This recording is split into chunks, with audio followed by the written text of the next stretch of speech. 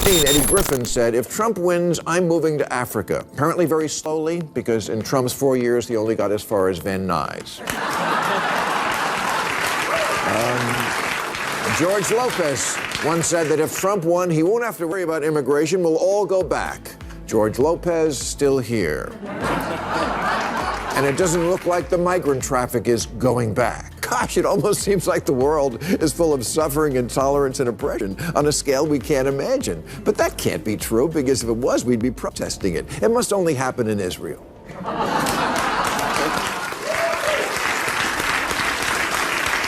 And if, for your exile, you do wind up in some comparatively luxurious place like Canada or Japan or the UK, not that they want you.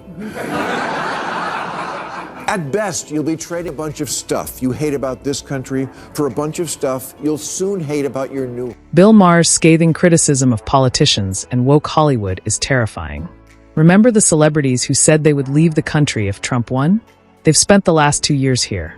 Maher's critique was harsh, direct, and sharp, and he didn't hold back. Click the subscribe button if you haven't already, and let's get started. Office in America, you have to want to live here. I bring this up because there was a video that made rounds recently by a woman who said she was a proud progressive and was running for state representative in New Hampshire, and yet posted this. Is there a place we can move that people would be happy to have us, that we're not gentrifying or colonizing? I don't want to be a problem, but I need to get the out of this country. The out of this country? The one you want to be elected to a leadership position in? What was your campaign slogan? America, a shining on a hill? How often do politicians, particularly Democrats, who hold influential positions in the nation, declare their desire to leave? It is difficult to overlook this discrepancy. Despite being a part of the system they denounce, they depict America as having serious flaws. Critics contend that rather than encouraging open communication, this uses emotional hyperbole and exaggeration to sway perception. Does America have big problems? Yes, I've often cited the America sucks list. Things like being 54th in the world in infant mortality behind Cuba, 19th in literacy behind Russia, 72nd in female representation in government behind Iraq. A lot of work to do here. And is it possible for a country to lose itself so much that leaving it is justified? Yes, but we're not there yet, not by a long shot. And we don't need quitters. We need people who will stay and fix it. Maybe the problem isn't that America isn't worth defending. Maybe the problem is that lots of people today are entitled whiners who have no perspective and no idea. Maher doesn't hold back and refers to these politicians as entitled whiners. It's a valid point. It seems hypocritical to criticize a country while profiting from it.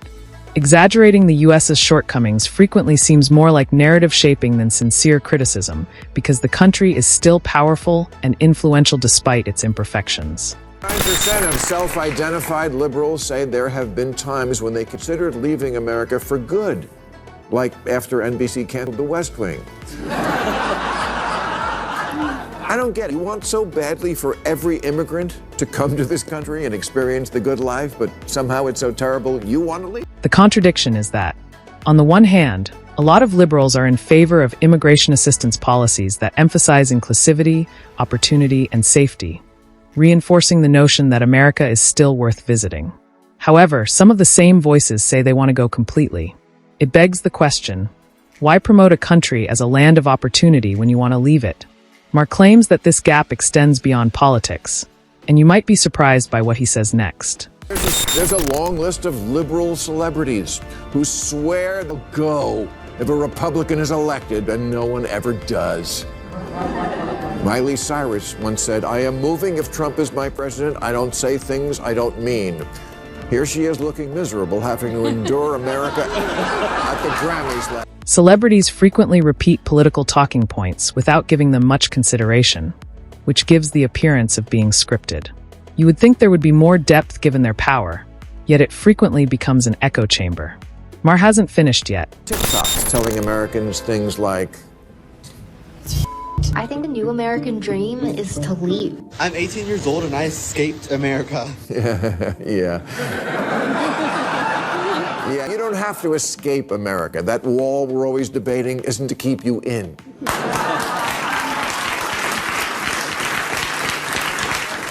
The New Republic just ran a story about the vulnerable minorities who want to flee America, including the author, a gay man trapped in the dystopian homophobic hellscape that is New York City.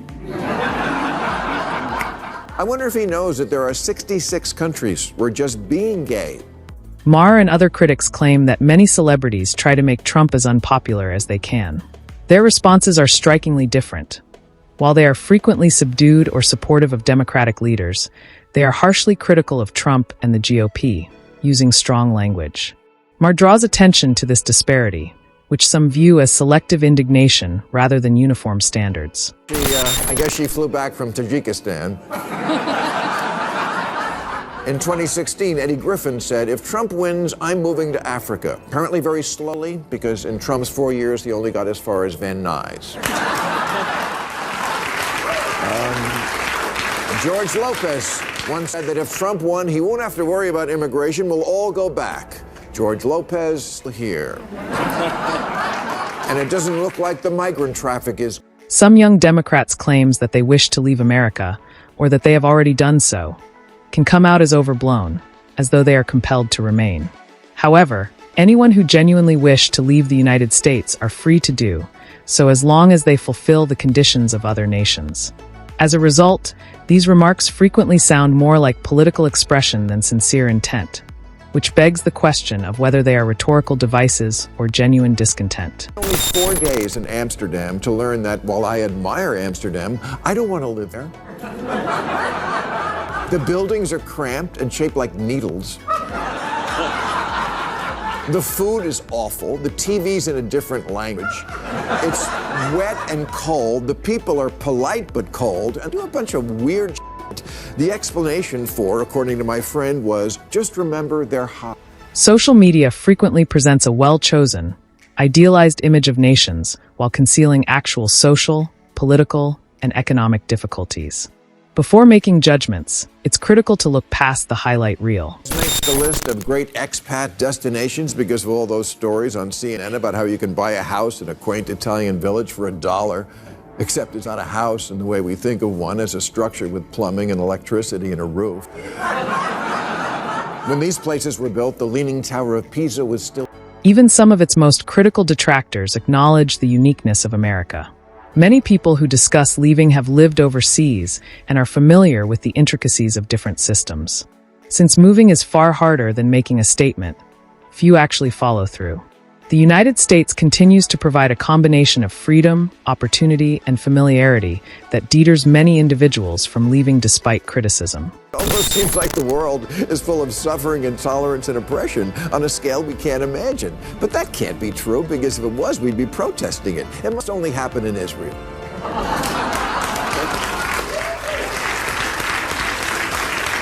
And if, for your exile, you do wind up in some comparatively luxurious place like Canada or Japan or the UK, not that they want you. At best, you'll be trading a bunch of stuff you hate about this country for a bunch of stuff you'll soon hate about your... The focus of Bill Maher's argument is consistency. It is contradictory to say that America is broken, yet still decide to stay. Even though the nation isn't flawless, the conversation should be grounded in fact rather than fiction. Many people still believe that it is worthwhile to remain in America despite criticism.